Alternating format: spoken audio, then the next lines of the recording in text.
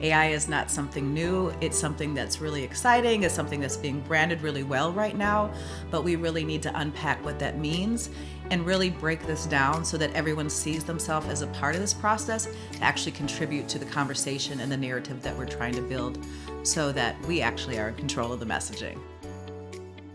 Hi, I'm Marika Pfefferkorn. I am the co-founder of the Twin Cities Innovation Alliance. I'm the executive director of the Midwest Center for School Transformation and also the co-founder of the Notice Coalition, which is No Tech Criminalization in Education. Hi, I'm Aasim Shabazz, the co-founder of Twin Cities Innovation Alliance. So today we're in St. Paul on the McAllister College campus for the Data for Public Good, which is supported and sponsored by Twin Cities Innovation Alliance. It is designed as a container for conversation and convening that activates the community through imagination, bringing together a cross-sector of teachers, administrators, entrepreneurs, futurists to solve our world's problems. We work with community organizers, and it creates a rich conversation.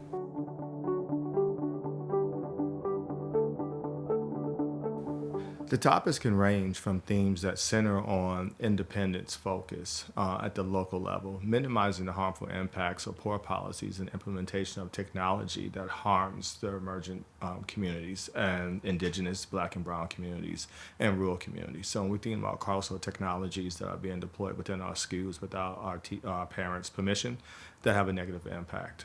We also are looking at the futures that we want to design.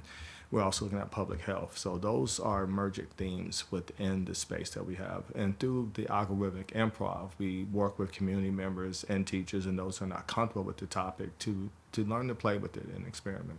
Yeah, I would love to give a shout out to our sponsors and partners.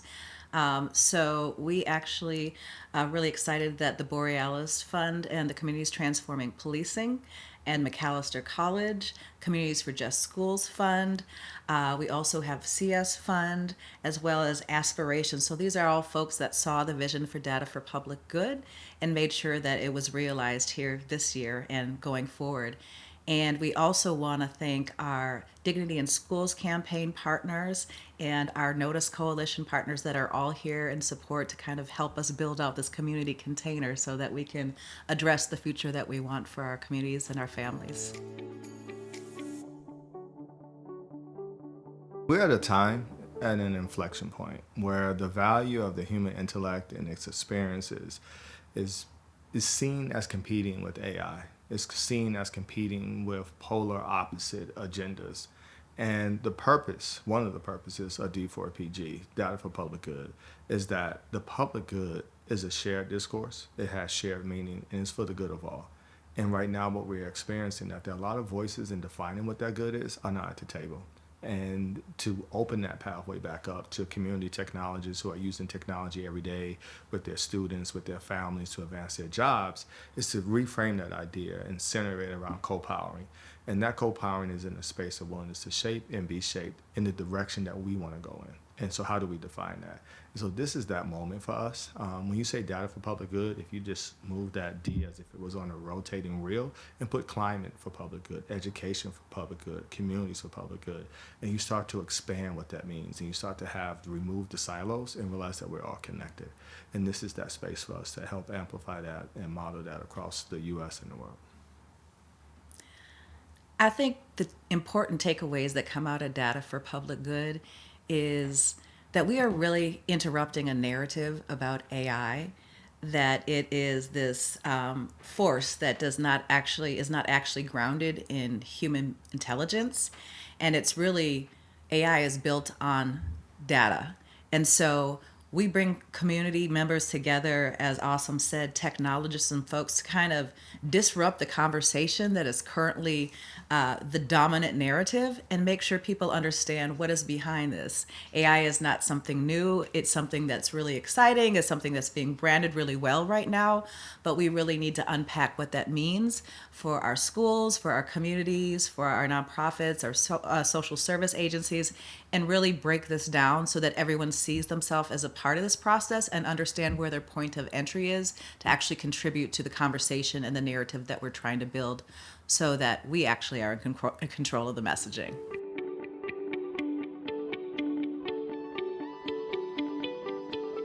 Copowering, what is it? It is about the shape of a conversation of being, the willingness to be shaped and to shape, how we stay connected together. Today we find ourselves with a lot of information that pushes us in a certain camp and that cuts us off from the whole. Co-powering is about willingness to have a both and what about. Knowledge is concrete, but the imagination, well, it's more important to where we want to go. And so in that conversation in community about imagining what the futures are that we hold, there's no single dominant narrative. And in order to get to where we all want to go, it has to be a both and what about. And we have to flex and develop that muscle, build institutions, design frameworks that allows us to experience that and move it forward. And at D4PG and at TCIA, that's what we focus on building the infrastructure, the narrative, the conversation, the toolkits to enable communities to get what they want as a collective. So shared vision, shared mission, shared responsibility for the outcomes. And that's how we drive to a better future.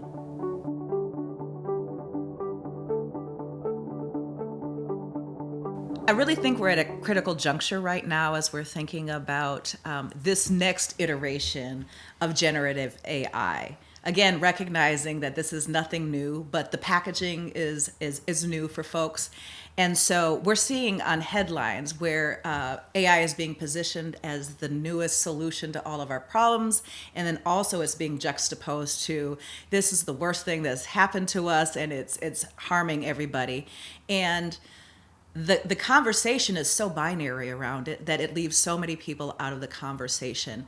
And so decisions are being made, the pace is happening really quickly.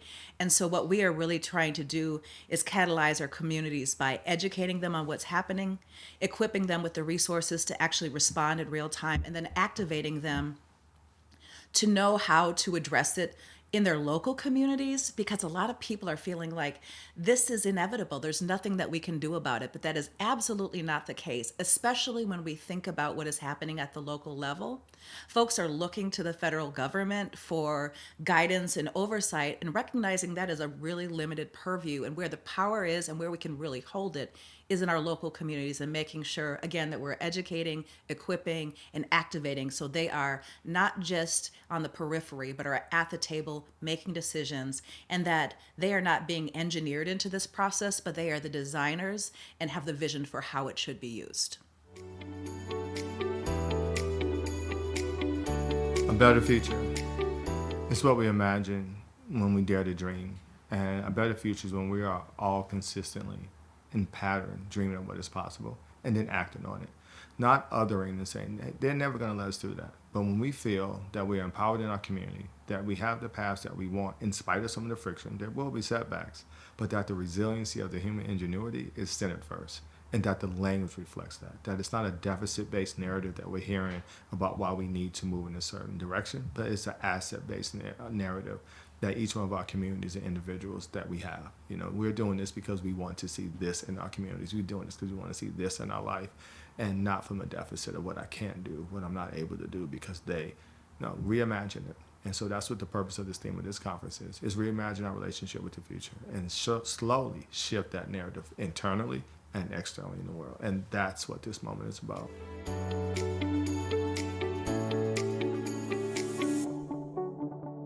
So, as I think about the Twin Cities Innovation Alliance and our framework of educate, equip, and activate, really focusing on the activate, there's so many different ways that folks can get involved.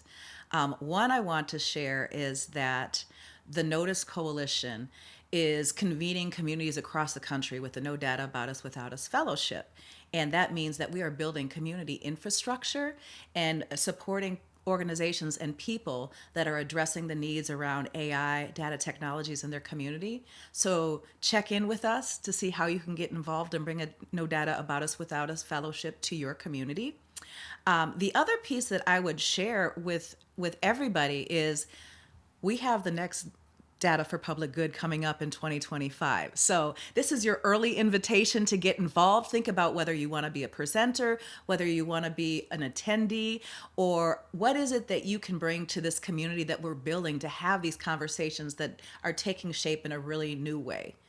And the other invitation that I will extend is, as we're talking about this emergence of AI, think about what is your space? What is your role? And what is the silo that you're stuck in?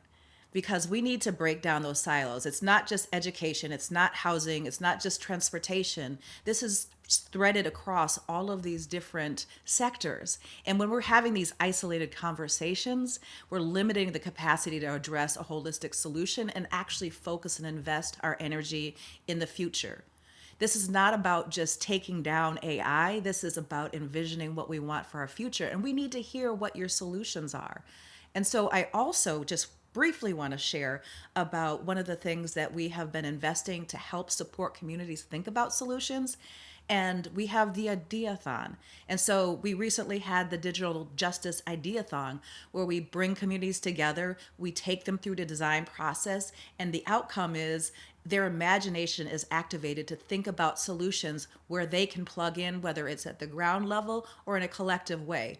There's so many different ways for people to plug in. We just need to help you find your point of entry so you can do so.